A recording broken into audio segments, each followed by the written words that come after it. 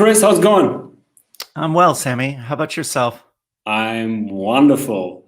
So there's something that might be of a lot of interest to the community because, you know, not everybody, but a lot of people saw our post that we did on our Instagram page because you and Heidi did a really cool trip 2 weeks ago to Oh. California. So please tell us, what was it all about? Where did you guys went and what was the experience like?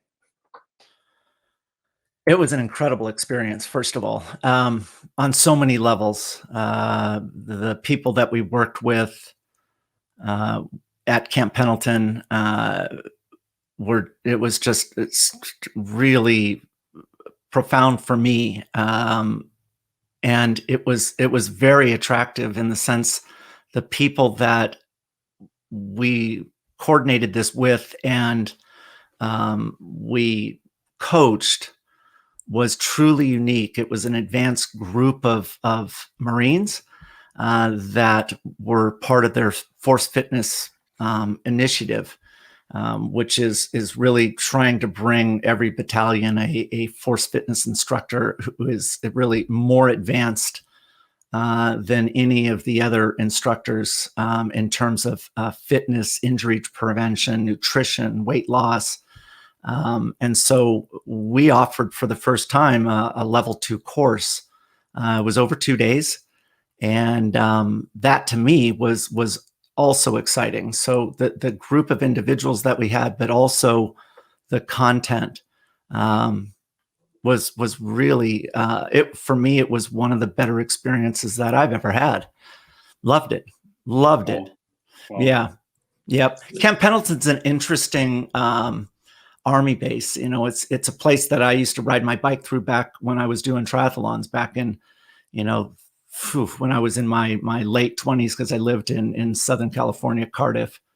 And we would always ride through the base. And I knew it was big, but by going on the base for the very first time and having, driving privileges, it's a massive facility. It's the scale of it is really, it was nerve-wracking actually when we went in there and seeing the number of Marines that are on that base.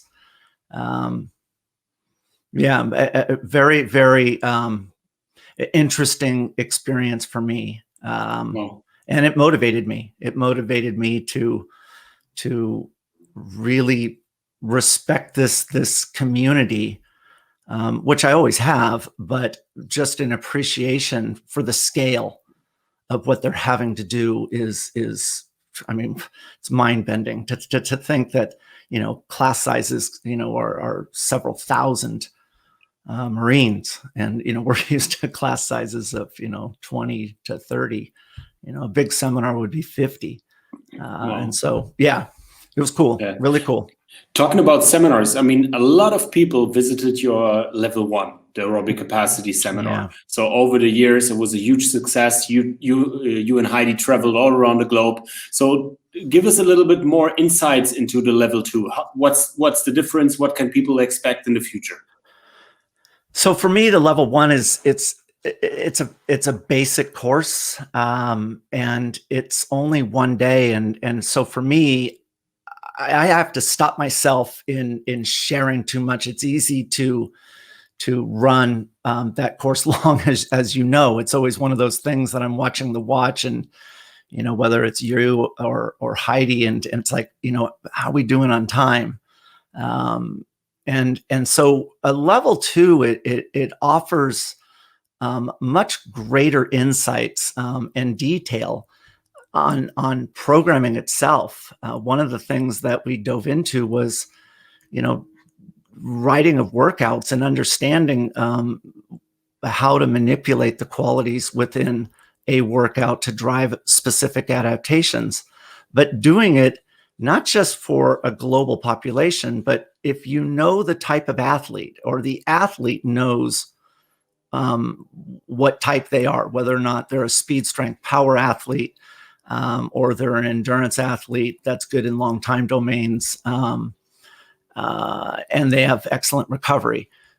how should you train those athletes, and how would you train them differently to maximize adaptation more efficiently? And for the Marines, that's very important. They're looking at being one of the fittest military organizations in the world. They pride themselves on their ability to be mobile and to be able to move. The problem is that if you are taking a new Marine through basic training, there is a substantial risk of injury. And how to progress that Marine from virtually zero fitness to passing through boot camp and being, physically capable of, performing any mission and also doing it safely.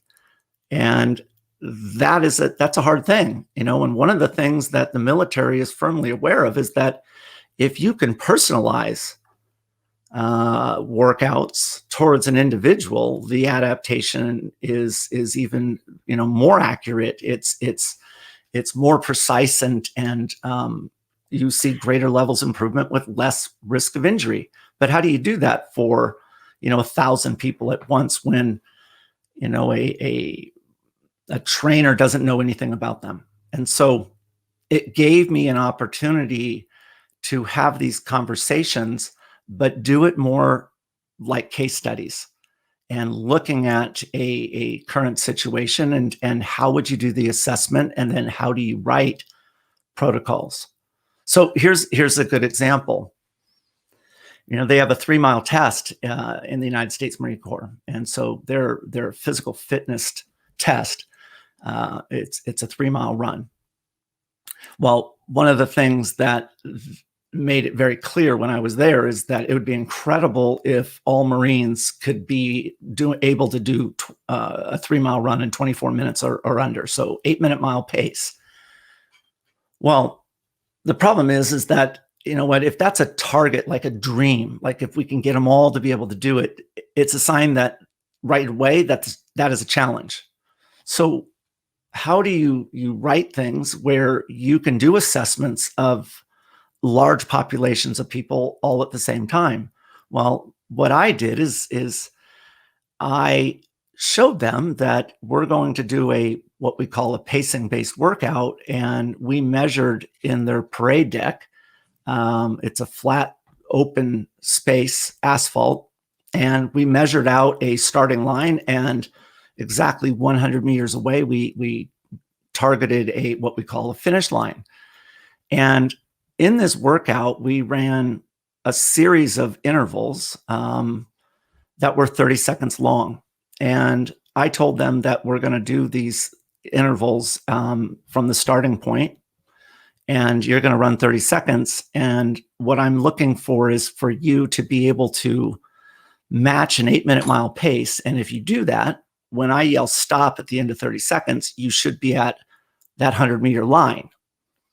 And what I did is I gave all the Marines, I gave them that were attending, so they understood that this was a game. We created like circles around their feet at the starting line. And then during the warm-up, we went to the finish line, and they also created a circle. So they saw where their targets were both coming and going.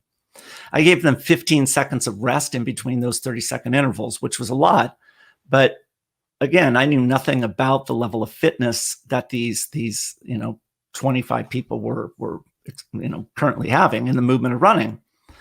And so 3, 2, 1, go, they take off. And because I'm the only one with a watch, everybody, and they were fresh, good warm up, they ran too far.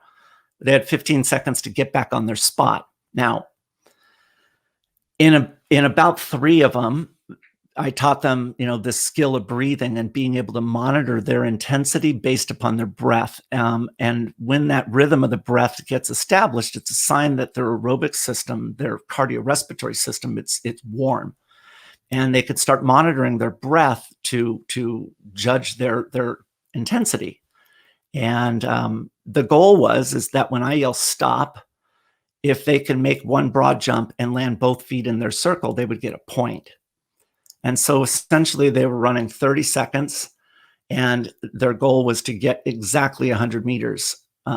They can do one broad jump to get to that exact point. And if they do that, they get a point. Rest 15 seconds and then head back to the original starting location. And they would go back and forth. I want to say we did a total of, we did 2 rounds of that, total of 10 each time. And here were athletes that have never done this before. They had no watch. They had to go strictly on feel. And what they were doing as a class, because of the amount of recovery time, 15 seconds, they were all able to make the target distance, all of them, and easily. In addition, I gamified it. And when we were done, I asked them, I said, would you guys be interested in doing 2 more just to see whether or not you actually can get 2 more points? And unanimously, every single one of them wanted to do it. It was interesting that to gamify it, it turned a movement that they didn't enjoy into something they did enjoy. But more importantly, when they found out what they were actually doing, that they were running at an 8-minute mile pace, I ran them well over a mile. They saw that I was able to establish a baseline workout for them that we can build off of. And if I was taking this group and I was trying to build volume, then what I would do is instead of doing 2 rounds times 10 repetitions at 30 seconds on with 15 seconds of rest, we can do 3 rounds. We can do 2 rounds of 15 each.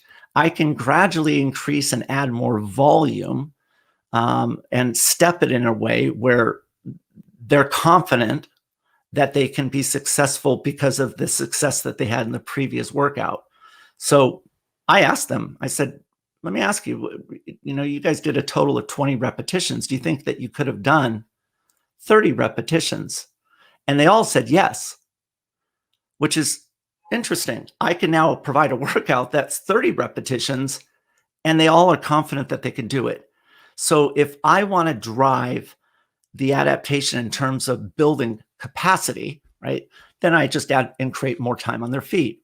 Now, I easily could have started out at a 9-minute mile pace and made them run 30 seconds and said, you know what, at 9-minute mile, you're going to run, I think it's 87 meters. You're going to run 87 meters. Well, let's just say that the goal is to get them down to 8 minutes per mile. What I then would do is have them run 30 seconds, but instead of running 87 meters the next time, the whole workout remains the same, except instead of running 87 meters, I want you to run 90 meters. Can you run 3 meters longer in the next workout? Do you have that confidence? And they all said, if we had to do that again, could we run 5 meters longer? And they all said, if the volume stays the same, the time domain of 30 seconds stays the same, but you want me to run 5 meters further, meaning I got to run a little faster? Yeah, I could do that. And what adaptation that brings is we're going to make you faster. We're going to drive the adaptation into speed. And then the last piece is that could you guys all do the same workout? And what if I reduced the rest from 15 down to 12 seconds? Could you have done it? And they all said yes. I said, could you have done it if I reduced it down to 10 seconds, but I also made you do 5 fast air squats in the middle? And the answer was no. Now, the reason for doing that and shrinking or making the recovery more challenging is volume, not by making you run faster, but we're giving you less rest. And that's ultimately what we're trying to do. I mean, if we're doing a interval style workout at your targeted 3-mile run speed, what we want to do is we want to obviously get the volume up to your 3-mile distance at your targeted speed. And the way you're going to do your targeted speed is we give you recovery. What we gradually do is shrink out the total recovery. And so the last logical step is an unbroken 3-mile run at your target pace. But what we showed them in just that workout was how to do that for an entire group of people. And if you did that through an initial assessment protocol, you can create individual goals for every Marine. Is it a 9-minute target that you're trying to go in the 3-mile? Is it a 8-minute target, a 7-minute target? or for 100 points in their 3 mile, you have to go 18 minutes for kids, and 6-minute mile pace. That you need to determine at the onset, so that you now have individualized goals that the Marine believes is achievable. The whole thing is all about confidence and accountability.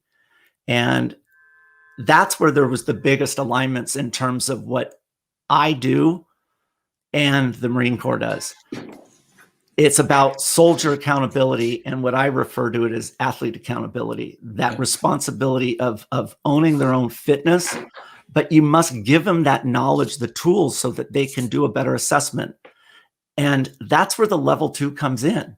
The level 2 allows us to do that deeper dive so that we can pass that ownership off. And what we now become as coaches is facilitators to maximize adaptation in a more efficient and effective way. And all we're doing is providing workouts that demonstrate that. But if the individual is resisting, then they're not participating and they're not assuming any ownership of that workout. So if they fail, that's your fault as the coach. And for me, I'm not into that. You need that athlete or that Marine to take responsibility. And that's where we were genuinely aligned in both our own individual mission statements. So just to take it to the broader audience, in the level 1, people really got to know themselves as an athlete. Mm-hmm. They learned the concept of pacing. All those drills that you did, for example, with the rower and not showing the display, the jump rope within the warm-up, counting. And everybody that hears that knows, I did that a couple of years ago. Chris, showed us all those concepts. So you got to know yourself in level 1. Now, what do you do with it is the message. That's right. And so like, for example, we were talking about recovery. Well, if you understand your strengths and weaknesses, or you understand your targeted adaptation that you're going to drive as a coach, let's just say that we dive into recovery. Okay, so let's say the workout is going to be a series of intervals that are high intensity. Now we have 2 options in terms of recovery. We can do that high intensity interval, and then we can rest passively. We can sit around and do nothing. So you could do, let's say, a 100-meter sprint and then sit around and do nothing for 3 minutes. Or you could do a 100-meter sprint, and then you could do what we call a passive recovery. You could do a walk, or you could do a jog, or you could do a moderate intensity or run. And continuing alternating between, a high intensity effort and a active recovery, passive rest. Well, what's the reason for doing passive recovery versus an active recovery? And what types of athletes should be doing more passive recoveries, and which types of athletes should be doing more active recoveries? And that's the thing, is that if you understand what type of athlete you are, and you understand what your goals are, what you're trying to accomplish, that type of recovery matters. It matters.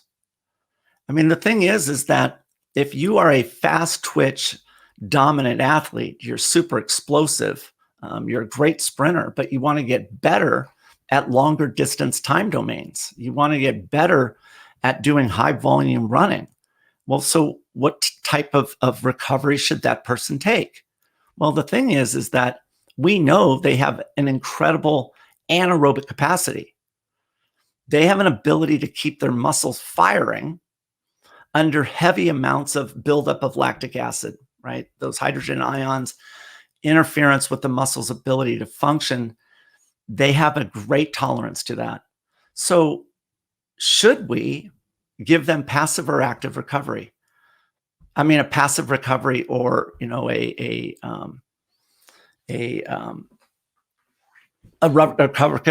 recovery where they just sit around and do nothing. Should we really allow them I got to start that over. No worries, I'll cut it out. It's at the 90-minute mark.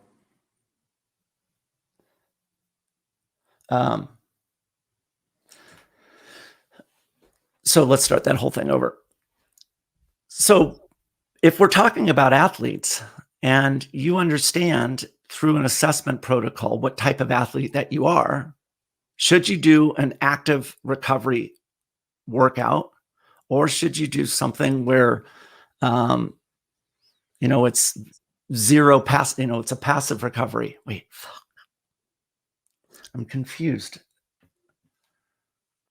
One second. Yeah, we have all the time in the world. I'm sorry. I'm literally having a. Seriously, but I challenged you on the spot with talking about the level 2. No, but that's what I wanted to. I think that's a great thing to talk about. Yeah, I'll take notes for the editing. All right. 1 second.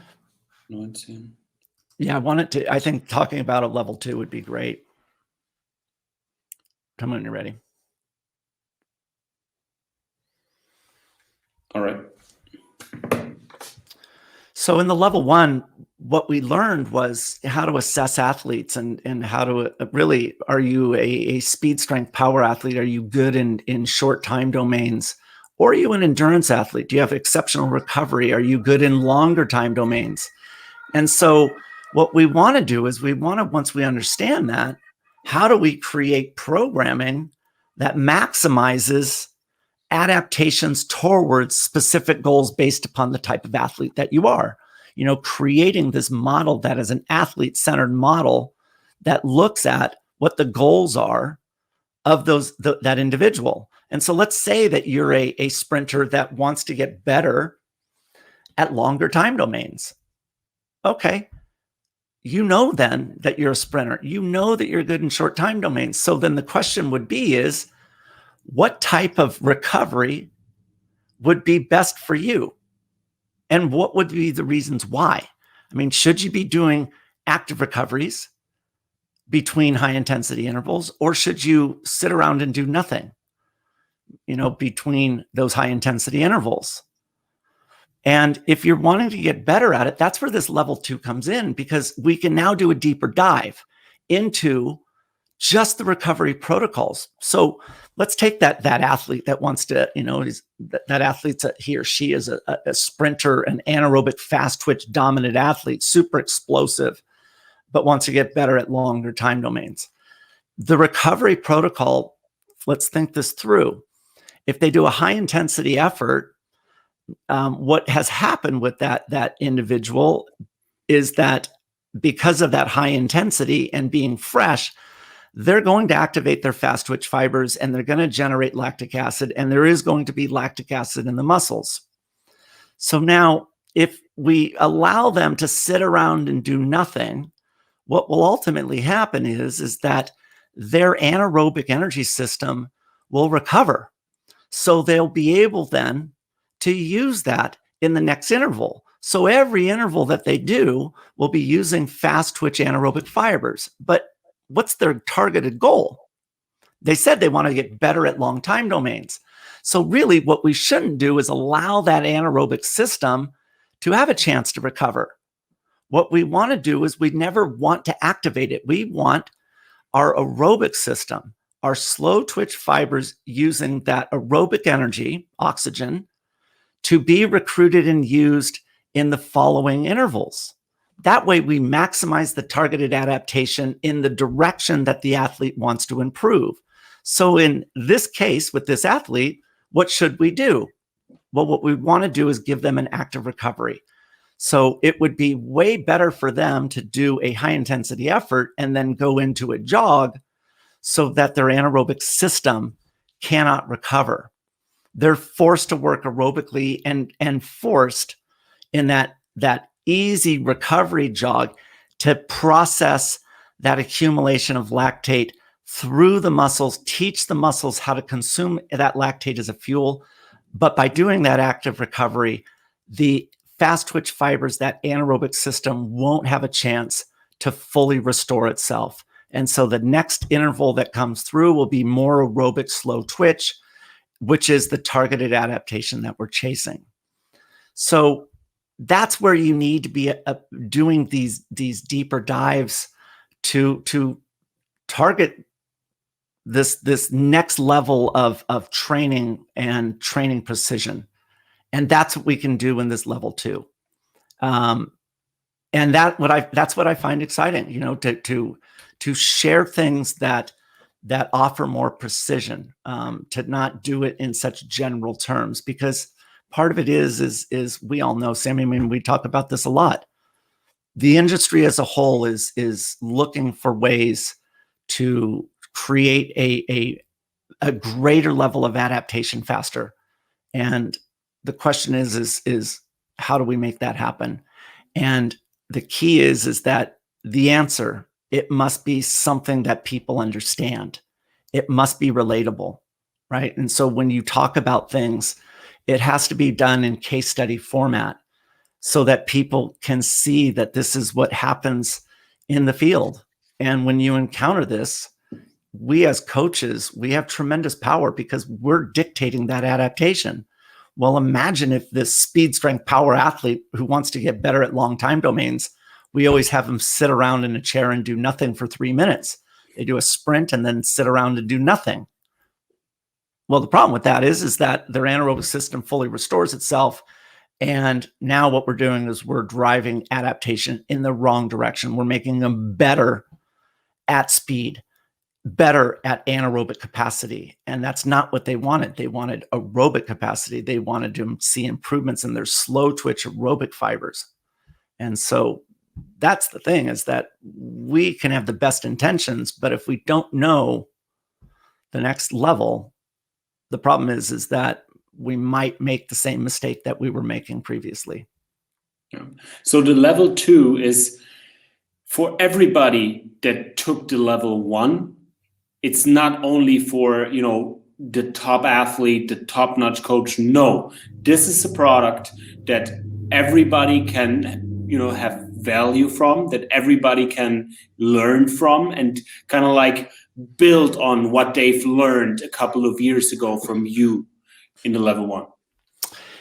Yeah, so so the way that we did this at Camp Pendleton was we did 2 days, and so we were able to do a level 1 and a level 2 back to back, and then the amount of follow up with the Marines is significant. What I am doing with them is it's an extraordinary amount of sharing of my information to help them. I'm very grateful for the opportunity, but I'm also grateful for what they do. And I see tremendous alignments with my philosophies in training with their directives. One of the things that was an incredible directive, it came from the commanding general. And, Heidi and I were very fortunate to go to an awards ceremony at HQ at Camp Pendleton on the early on the second day. And this was an incredible experience to see the raising of the American flag. They had their band, and what they were doing was awarding the Marines of the Quarter and Marines of the Year. And it was a very special award ceremony, and it was just a privilege to be there. And I had an opportunity to meet the commanding general there. And an incredible man, obviously very accomplished. And he was nice enough to come around after the ceremony and, thank you for coming. But he was interested in what I was offering. And he was very knowledgeable in CrossFit, and you could tell from the things that he was saying. And it seemed like he knew who I was in coming there. And so I had to ask about his background, and he has been doing CrossFit since 2011, which is incredible that you have a commanding general at Camp Pendleton that has been doing CrossFit for 10 years. So this man's 55 years old. I'm 57. And I that was very appealing to me that his fitness was a top priority. And he mentioned that fitness for what he's doing is the top 3 of all the priorities that he has, which is incredible. Number 3 is fitness. And I was interested, and I figured I had enough time with him, considering all the people, to ask a question. I said, well, why is that? And what he told me was so profound. He said, we all realize in combat that we are under an incredible amount of stress. And we also recognize that we are having to be physical, and that physical, movement, no matter what it is, creates a level of fatigue. And if you throw fatigue into a stressful situation and you ask a person to make a decision in that environment under fatigue and stress, that a more fit Marine would make a better decision, a more accurate decision, a less risky decision, which is incredible, because that's exactly what we talk about. I talk about this all the time. The main difference between a recreational athlete and a competitor is that recreational athlete is so preoccupied with their running form, their running techniques, aches and pains. They don't understand their breathing. They don't understand their arm swing. They don't understand where to look, their pacing. The last thing they are familiar with is the environment, what their competitor is doing, let alone they're nowhere near in the same league as a competitive athlete. As competitive athletes, competitors are on autopilot in terms of their running form, their breathing. They are thinking tactically.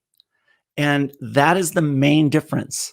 I'll tell an interesting story about, the difference between a recreational runner and a competitor runner. It was with Jason Kalipa. And, in late 2012 and 13, when he asked me to help him with his endurance, I would do his run workouts with him, and we would run side by side, and we'd be on the track, and he'd be on my left as we would, go counterclockwise around the track. And the thing is that pacing was hard for him. It was, technique was hard. His breathing was hard. He had a lot to deal with, this guy. I mean, he really struggled in these interval workouts. And what I was doing was, developing this competency in all of these different areas in parallel. So he was learning running technique. He was learning breathing patterns.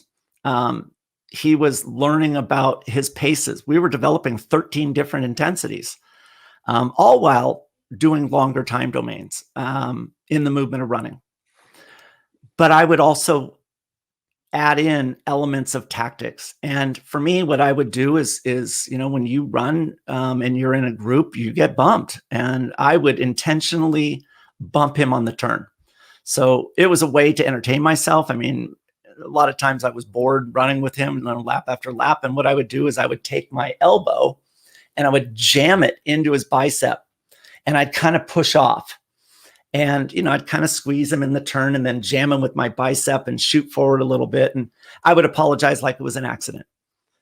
And about 4 or 5 months after doing this with him, I'm coming into the corner and I'm getting ready to do it. And I jam him, and he turns and looks at me and he says, "If you ever do that again, I'm going to flip you with my elbow. And what's going to happen is you're going to fly from lane 1 all the way to lane 9. And there's like a 4-foot chain link fence. I'm going to hit you so hard that you're going to fly over that fence." And and I just stopped right then and in the middle of the run.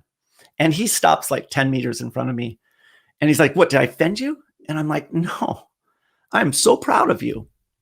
And he's like, "I don't understand. This is our relationship, it was constantly, I don't, I don't understand." Or I would say back, "I don't understand." He's like, "I threaten you, and now you come back with like a compliment. I don't know what." And I'm like, "Because I'm playing a game. You now know, after months, you realize it's a game. And the thing is that you now are a different type of an athlete because you're aware of the tactics."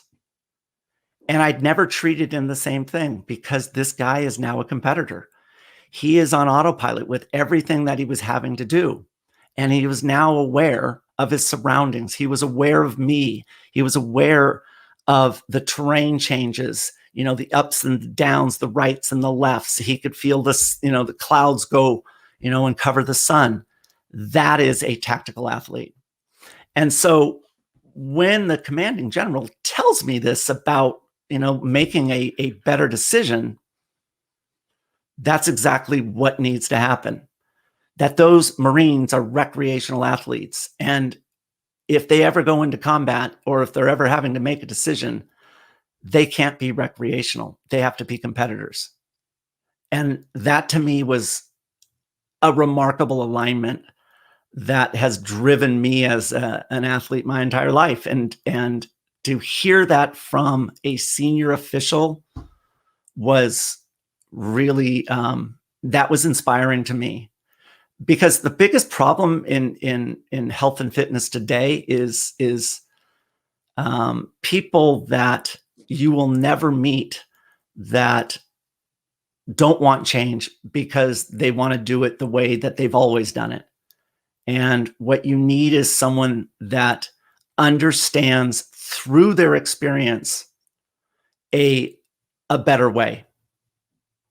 And that to me is a rare find. It's a rare find. And so I left Camp Pendleton incredibly inspired and motivated, knowing that there is interest of creating not recreational athlete Marines, but competitive athlete Marines. And that alignment is it's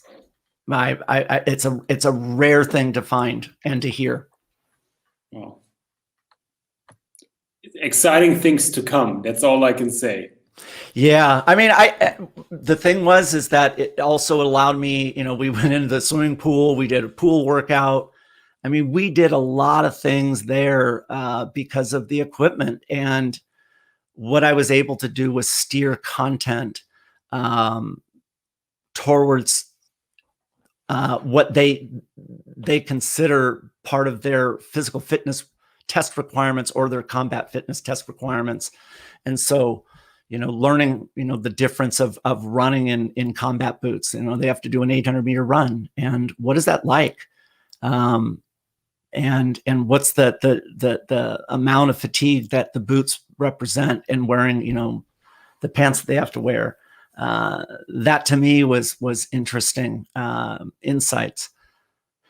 But so follow up with them, there's a lot of information that I'm sending their way to help them personalize workouts for, the next recruiting classes.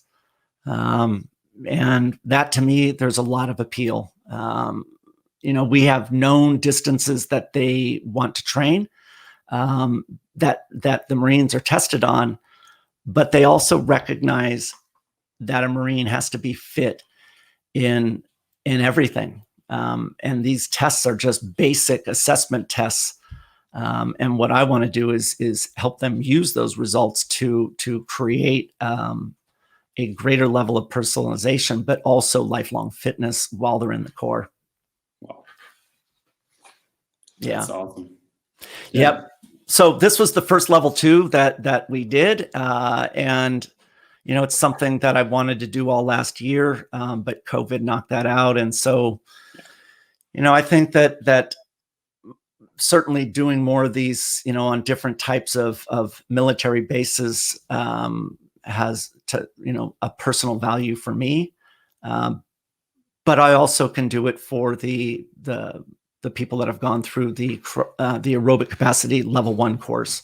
And again, that would be just a 1-day course that we would essentially go through and do deeper dives by, really close looks at case studies and recommendations in terms of protocols for, different types of athletes. Wow. Awesome. Cool. Exciting things to come. I can just repeat myself. Thank you so much. Yep. You're welcome. No, looking forward to it. And again, if from a military standpoint, if I can help, I will.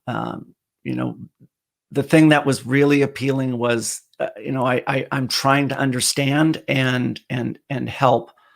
And there is a lot of parallels. And that was the thing that I learned between what I do and what, the Marine Corps does. And we cannot forget the fact that what we do within CrossFit is we coach recreational athletes. And what we're trying to do is make them competitive in a multitude of movements. That's what we're really trying to do. These are not specialists in a particular sport. They want to be good in a broad range of things. And there's no difference with anybody in the military. They want to be good in a broad range of things. They want to be competitive in a broad range of movements. And so by taking what we have learned in working with recreational CrossFits, the non-specialists, and trying to make them into competitors, there's so many parallels that can be driven with in the military organizations, certainly here in the U.S. And that I find very appealing because, their mission statement is it's not, fitness is something that's important, but what they're looking for is fitness to make better decisions and also to create a more robust Marine, someone that's not going to get injured. They're going to stay healthy. They're going to stay safe.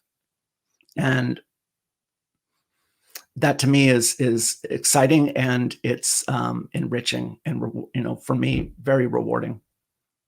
Yeah, well, everybody knows you're all about giving back. We at Aerobic Capacity are about giving back, and this is a great opportunity to showcase, your knowledge and giving that to those specialists in the forces. I mean, what more can you say? Yeah, I mean, this was one of the things that we and it was recognized, that even the general, so he came out and attended that same day. I personalized workouts based upon earlier results for roughly 25 people, and he came out to watch and to have another conversation. And that was amazing, because if he is wanting to come out and speak with me, then he's not spending his time thinking or speaking with others, that this was a top priority. And that is very appealing as well. The fact that he came out and wanted to talk more, wanted more understanding, which was great. And when he, thanked me for donating time, that didn't go unnoticed by them. The fact that I'm grateful for what they have done, but they also are grateful for the value that I provided. And, that's the thing, is that we are trying to, give back to the community. And this is one that, if I can help out, I'm happy to do that. That the plan is that, if I could provide these workouts and these protocols and these examples, I'm going to do it, because that's one of the things that I feel that we should do. Beautiful.